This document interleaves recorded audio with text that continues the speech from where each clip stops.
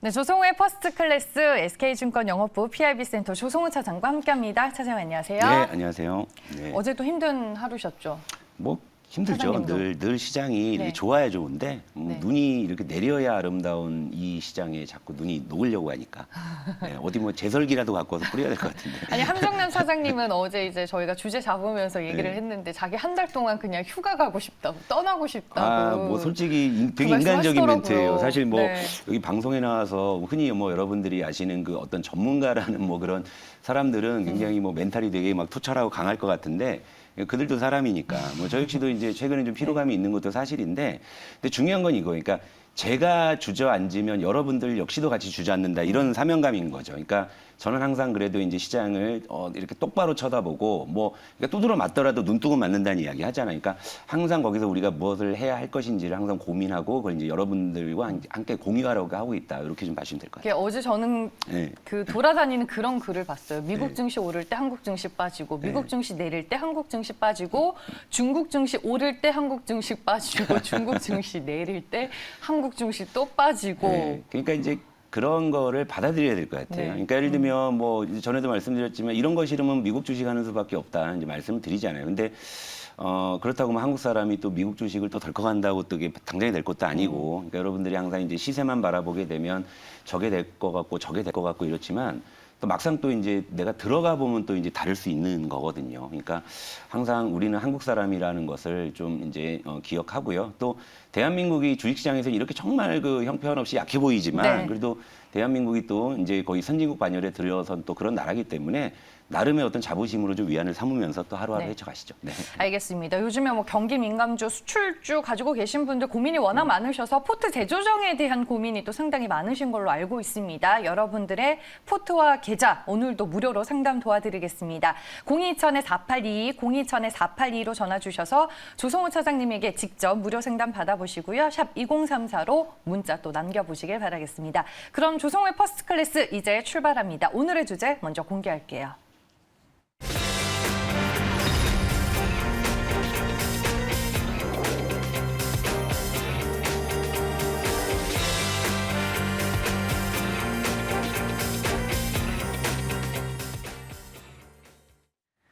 네, 변동성을 대하는 자세라고 오늘 주제를 정해 오셨습니다. 전일 이제 중국 쪽에서 나온 지표 그리고 부동산 리스크, 오늘 새벽에는 이제 미국의 소비자 네. 물가 지수 이런 것들이 다 시장의 부담으로 작용을 하고 있어요. 그렇죠. 근데 네. 이제 재밌는 거는 이제 이렇게 봐야 돼요. 그러니까 방송에서 사실 격한 표현을 하기는 조금 그렇지만 네. 항상 안 좋은 건 중국발이에요.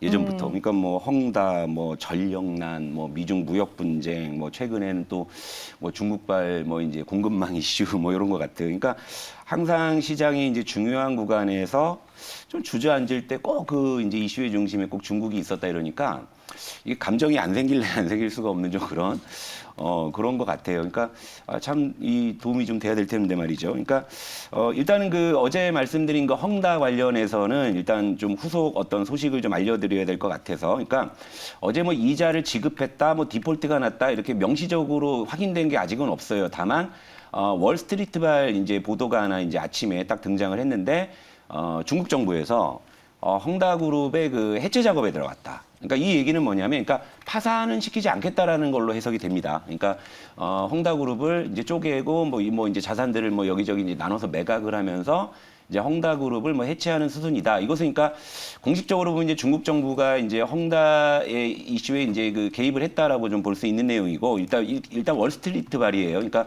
오늘 어떤 후속 기사가 어떻게 쏟아지는지는 모르겠습니다만 요 보도 내용이 이제 그대로 이제 진행이 된다면은 이제 헝다 이슈는 뭐 소멸되는 수준으로 봐야 되지 않느냐. 근데 중국 정부가 이제 이전만 해도 그 헝다 이슈에는 그렇게 적극적이진 않았거든요. 그냥 뭐 갈라면 가라 뭐 이제 이런 분위기였는데, 최근에 뭐 이제 그 뭐 판타시아라는 또 이제 같은 부동산 업체가 또다시 이제 그런 이제 위기에 빠지니까 이게 좀 전이 우려가 분명히 있었던 것 같아요. 그래서 중국 정부가 좀 선제적으로 이제 좀 개입을 해야 되지 않나, 이제 요런 이제 상황으로 좀 해석이 돼요. 그래서 헝다 이슈는 이제 오히려 좀 나아진 거죠. 뭐 요대로 흘러만 간다면은 만약에 어제 뭐 이자 지급이 됐다, 그럼 또 이제 며칠 또 안도할 수 있겠지만 또 연말에 또 이제 뭐 또 뭐 몇천억 정도 또 이자를 내야 되고 항상 이런 스케줄링을 해야 되는 상황이었는데 이런 수순으로 간다면은 이제 헝다 이슈는 좀 가라앉지 않을까 좀 이렇게 좀 판단을 하고 대신에 또 이제 헝다가 또 이제 좀 뭐 가라앉는다고 하니까 다시 또 이제 또 인플레이션 우려가 또 다시 이제 시장이 불거지는데 일단 이제 코스피 차트 한번 보고요. 네. 어제 뭐 이제 빠졌을 때 뭐 외국인 선물 팔고 뭐 이제 금융 투자 중심으로 이제 기관 팔고 뭐 요 수급 패턴은 뭐 워낙에 뭐 이제 자주 보던 거라 뭐 따로 이제 말씀을 안 드리겠는데 잠깐 이게 좀 인터넷이 살짝 나온다. 네. 근데 이 장중 흐름을 보게 되면 의미는 있는 게 어제 우리 시장이 장 초반에는 그 미국장의 하락과 미국의 그 생산자 물가 급등 요걸 안고 출발했단 말이에요. 근데 요거는 어느 정도 좀 이게 받아냈잖아요. 그죠? 좀 개파락 출발을 했지만 다시금 이제 낙폭을 축소하는 이런 모습이었는데 근데 오전 10시 이후에 이제 중국의 물가 지표가 이제 발표가 되면서 이제 흘러내린 거예요. 그러니까 이제 요 부분, 그러니까 왜 꼭 안 좋은 쪽의 중심에 꼭 중국이 있냐. 그러니까 미국 물가 쪽은 시장이 좀 어느 정도 내성을 가지고 받아냈는데 중국의 물가 지수가 이제 전년 동월 대비 무려 14% 이상 이렇게 증가해 버리니까 여기서 이제 또 다시 시장을 좀 힘을 좀 잃어가는 이런 이제 양상이 이제 나타난 거죠. 그러다 보니까 제가 이제 시장 시나리오를 상단을 3,080 왜냐하면 이제 3,080하고 3,100 사이에 요 이제 갭이 있기 때문에 제가 이제 요걸 이제 메우는 작업이 나타나지 않는다면 이제 지수에 대한 추가적인 이야기는 안 드리겠다 말씀을 드렸는데 이러면서 이제 하단을 2,900과 3,080을 잡았는데 지금 결국에 이제 어쩔 수 없이 지금 박스권 하단을 테스트하는 요런 이제 좀 구간으로 지금 흘러가고 있는 거고 또 이제 간밤에 또 미국에서는 소비자 물가 지수도 역시나 이제 높게 나오면서 미국장이 좀 낙폭을 키웠다 이거죠. 그러니까 오늘은 아무래도 이제 요 구간을 좀 테스트할 수밖에 없는 뭐 이제 그런 이제 상황이 전개되는데 근데 여기서 이제 제가 오늘 제목을 이제 왜 변동성을 대하는 자세라고 이제 이 말씀을 드렸냐면 사실 시장의 등락도 등락이고 하락도 하락이지만 최근에 이 종목별 이 변동성이 굉장히 크게 나온다라는 거예요. 그러니까 뭐 이제 어지간한 종목들이 뭐 거의 두 자릿수 변동성 뭐 상하로 이렇게 움직이는 게 이게 거의 예사롭게 나오기 때문에 이 변동성이라는 부분을 여러분들이 더 지금 사실 힘들어하실 거란 말이에요. 그러니까 시장이 약세장이어서 그런 거 아니에요? 예, 그러니까 네. 근데 이제 중요한 거는 약세장이어도 어느 정도 이렇게 뭐 하락에 대한 어떤 기울기라는 게 있습니다. 이게 이제 완만하게 하락하는 거하고 급격하게 출렁이면서 하락하는 거에 대해서는 그 시세를 바라보는 그 투자자의 심리 상태가 완전히 좀 다른 좀 그런 양상을 전개할 수 있는데 일단 이런 겁니다. 그러니까 변동성은 바로 공포와 관련이 있는 거예요. 출렁출렁하는 거 있잖아요. 그러니까 예를 들면 우리가 부동산은 기본적으로 장기 투자로 생각을 하고 장기 투자가 가능한 이유는 부동산 시세는 실시간 반영이 되지 않잖아요. 그죠? 네. 그런데 이 주식 시세는요. 실시간으로 반영이 되는 거잖아요. 실시간으로. 그러니까 이제 자꾸 이제 시세에 자꾸 이제 몰입하게 되고 하루 종일 주식을 쳐다보게 되는. 그래서 주식 투자가 장기 투자가 어려운 것이 바로 이 실시간 시세 때문인데 근데 실시간 시세의 어떤 변동이 어느 정도냐 이걸 나타내는 게 바로 변동성이란 말이에요. 근데 적당한 수준에서 등락을 반복하게 되면 투자자의 심리도 어느 정도 뭐 요 정도 선에서 움직이네 하고 그냥 어느 정도 평온하게 볼 수가 있는데 이게 우리가 생각하는 수준을 넘어서서 출렁이게 되면 공포심을 느낀다. 이런 내용이죠. 그러니까 지금 시장에서 많이 좀 우리가 이제 특징적으로 거론했던 종목 몇 개하고 그리고 이제 우리 이제 퍼스트 클래스의 종목의 변동성을 한번 비교를 해볼게요. 일단 LNF 한번 먼저 볼게요. 자, LNF도 어제 좀 이제 낙폭이 좀 나왔죠. 6%대 하락을 했는데 어제 위아래로 무려 이제 8% 정도의 상하 변동성이 나타났습니다. 그러니까 이 종목의 시가총액을 보게 되면 이 8%의 변동성 상하 위아래 출렁임은 상당히 좀 크다라고 볼 수 있는 거거든요. 그러니까 이런 거니까 LNF가 더 가냐 마냐의 문제보다 앞서서 우리가 고려해야 될 게 바로 이 위아래로 8%씩 출렁이는 것을 우리가 감내할 수 있느냐가 사실 이 종목을 접근할 때 더 먼저 우리가 따져봐야 된다는 겁니다. 그러니까 결과론적으로 보면 주가는 올라 있지만 막상 들어가서 이 시세를 누리려고 보니까 너무 출렁거리니까 그렇기 때문에 여러분들이 이 종목을 소화해내기가 굉장히 어려우실 수가 있는 거고요. 그리고 이제 또 하나의 종목을 보게 되면 최근에 이제 원전주가 시장에서 많이 핫했잖아요. 일진파워라는 종목을 한번 볼게요.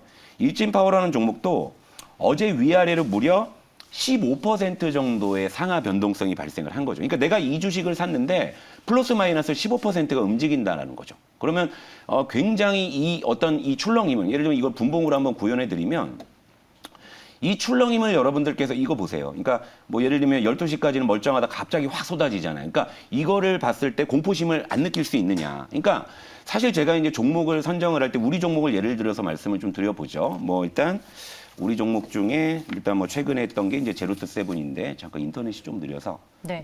제로투 세븐 예. 그리고 뭐 벽산, 네, 벽산, 용평 리조트, SK 렌터카가 있는데 오늘 좀 리뷰를 다 해달라고 하시네요. 안 그래도. 미리 말씀을 드리자면은 이들 종목들은 어제 위아래로 약 한 4% 정도의 그 이 상하 변동성이 나왔습니다. 그러니까 이거 제로투 세븐 차트인데요. 네. 그러니까 어제 위아래로 약 4% 정도의 변동성이 났죠. 그러니까 다른 어떤 좀 변동성이 큰 종목에 비해서는 뭐 나름의 어떤 좀 안정된 흐름을 보이고 있고 벽산도 한번 볼게요. 벽산도 얘도 사실 그러니까 뭐 약간 테마성으로 접근한 종목이긴 하지만 이 종목도 어제 위아래로 이제 크게 출렁임은 없었습니다. 어제 오히려 이제 오후장에는 좀 상승 반전한 시도도 나오기도 했고요. 그렇고요. 그다음에 이제 용평 리조트도 좀 보고요.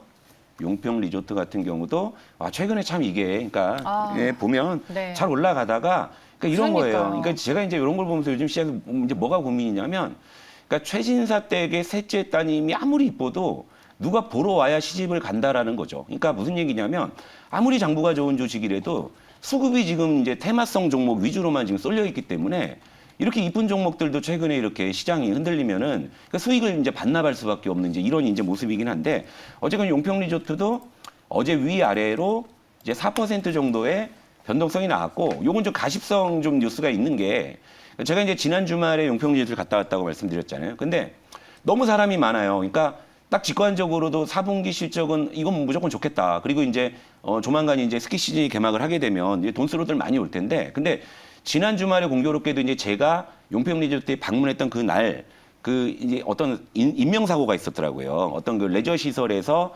30대 여성이 이제 추락을 한 거예요. 근데 또 내용을 뜯어보니까 이게 이제 용평 리조트가 직영하는 것이 아니라 이제 임대업장에서 그런 일이 벌어진 건데 이제 요런 이제 악재성 좀 요런 가십도 어느 정도는 투자 심리에 영향을 좀 미치지 않았나 이런 생각을 하는데 어쨌든 위아래로 이렇게 크게 출렁이진 않는다라는 거죠. 그러니까 요런 부분들. 그리고 이제 마지막으로 SK 렌터카는 어제 마찬가지로 상하 이제 4% 수준의 이제 변동성이었는데 이것도 이제 슬쩍 잘 나오고 리포트 나오고 이렇게 주저앉으니까 사실 제가 요즘에 이런 걸 보니까 저도 짜증이 나긴 합니다만 어제 종가 기준으로 11,000원을 살짝 이탈했습니다. 1,900원. 그런데 요 과정들을 보게 되면 저도 좀 이제 억울하고 좀 그런 게 있기는 해요. 그래서 제가 요거를 손절가를 조금 하향 조정할까 어제 좀 고민을 좀 했었어요. 네. 근데 요거는 그냥 요렇게 그냥 말씀을 드릴게요. 일단은 오늘 다시 11,000원을 회복한다면은 유효하게 들고 가고 만약에 오늘 11,000원을 회복하지 못한다면 그냥 원칙대로 그냥 편출하는 걸로 뭐 이런 정도로 그냥 하루만 지켜보자 이렇게 좀 말씀을 드리고 어쨌건 최근에 어쨌건 이런 거예요. 그러니까 아까 뭐 용평 리조트나 뭐 최근에 SK 렌터카처럼 이렇게 장부가 좋은 주식들도 이 수급이 이렇게 꼬여버리게 되면은 최근에 참 시세가 나기 좀 어려운 상황이라서 제가 그러니까 요즘에 이제 제로투 세븐이나 벽산 같은 경우에는 좀 약간 이제 좀 이제 정책적인 어떤 테마성을 좀 가미해서 제가 지금 접근을 좀 하고 있잖아요. 그러니까 어떻게든 시장에 좀 어떤 이 빈틈을 좀 이제 노려가려는 그런 이제 노력들을 하고 있습니다. 그런데 항상 이제 여기서 이제 제가 걱정되는 게 변동성이라는 네. 거죠. 그러니까 이 변동성을 과연 이제 우리가 어떻게 좀 접근해서 어떻게 소화하면서 헤쳐나갈 수 있을지에 대해서는 제가 또 좀 더 고민을 해서 여러분들께도 말씀드리도록 하겠습니다. 네. 알겠습니다. 저희가 포트에 담겨있는 종목들 먼저 리뷰를 해봤고 어제 이제 제약바이오 섹터 내에서 좀 안 좋은 이슈가 있었어요. 휴젤이 그렇죠. 급락을 했고 예. 네오 이문테 그것도 말씀을 드려야죠. 당연히 뭐 저는 제가 언급한 모든 종목에 대해서는 다 말씀드릴 건데 일단 역설적으로 저는 이제 바이오는 오히려 이제 좀 될 가능성이 높아진다는 생각을 해요. 왜냐하면 지금 이제 매크로 변수가 자꾸 이제 새롭게 등장을 하고 테이퍼링을 했는데도 인플레이션이 또 불거지죠. 그런데 오히려 바이오 섹터 같은 경우에는 그동안 시장에서 철저하게 소외가 됐었고 그리고 또 역설적으로 본다면 이런 매크로 변수에 영향을 받지 않는 섹터이기도 해요. 그러니까 역설적으로 본다면 바이오가 지금 굉장히 변동성이 크게 나오는 상황임에도 불구하고 오히려 이럴 때일수록 좀 더 봐야 된다는 입장이긴 합니다. 그런데 이 유별날 변동성을 과연 우리가 이걸 어떻게 극복하면서 접근해야 되는지 이제 이 부분에 대한 고민을 제가 계속 할 건데 자 어제 이게 휴젤 차트예요. 휴젤이 어제 이제 보튠륨 톡신의 품목허가 취소 때문에 장중에 하한가에 근접했다가 이제 그러다가 이제 19% 정도 하락일 때 이제 거래 정지가 이제 됐었죠. 그러니까 이제 요 영향 때문에 어제 바이오는 시장과 상관없이 좀 안 좋을 수밖에 없는 그런 상황이었어요. 그런데 시장의 어떤 영향까지 이제 같이 이제 겹쳐지면서 하락폭이 좀 크게 나왔죠. 자, 어제 제가 이제 번외 종목으로 우리가 바이오를 할지 말지 이런 부분에 대한 이제 테스트 종목으로 네오 이문텍 말씀을 드렸는데 그러니까 일단 이런 겁니다. 두 가지 이유로 하락을 했어요. 첫 번째, 휴재일 영향. 그래서 이제 개파락을 한 거고. 그리고 이제 두 번째는 개별적인 이슈인데 요게 어제 좀 해프닝이 있었어요. 근데 네. 이제 요게 제가 100% 팩트 체크를 완료한 게 아니라서 방송에서 좀 공식적으로 말씀드리긴 좀 조심스럽지만 개별적으로 좀 이제 해프닝이 있었습니다. 이제 그 부분 때문에 개파락을 한 것은 시장 영향, 그다음에 거기서 낙폭이 확대된 것은 이제 개별 해프닝이었는데 어쨌든 이제 내일부터 면역 항암학회에서 세 건의 임상 결과 순차적으로 발표할 예정이기 때문에 11일부터죠. 예, 요 부분을 좀 지켜보면 네. 될 것 같고 요거를 이제 재구성을 해드리면 이렇습니다. 자, 만약에 어제 아침에 매매 자신 있으신 분들이 들이대셨다, 예를 들면. 그럼 시가가 4% 정도 하락을 한 거예요. 네. 그리고 나서 장중에 10,000원을 살짝 깨기도 했어요. 그러니까 이 종목이 이런 겁니다. 그러니까 우리가 바이오를 접근하기 위해서 예방주사를 단단히 맞은 것인지 아니면은 퍼스트 클래스에서는 바이오 할 생각은 하지도 말아라라는 그런 어떤 신호인지 뭐 좀 더 지켜봐야 되겠죠. 근데 바이오는 이 제대로 한 번만 이제 걸려들면은 좀 시세가 크게 날 수도 있지만 이런 변동성을 극복해야지만 우리가 또 수익을 볼 수 있는 섹터이기 때문에 이 부분에 대해서는 제가 어떻게든 좀 이 쉽게 접근할 수 있는 방법을 좀 찾도록 좀 노력하도록 하겠습니다. 네, 알겠습니다. 어제 본의 아니게 좀 급락이 나와서 네. 여쭤보시는 분들이 아, 상당히 당연히 많았는데 계시겠죠. 네, 예, 맞아요. 저희가 내일부터 매일매일 네오 이뮨텍도 점검을 도와드리도록 하겠습니다. 벌써 인사드릴 시간이 됐습니다. 오늘도 함께해 주신 여러분 고맙습니다.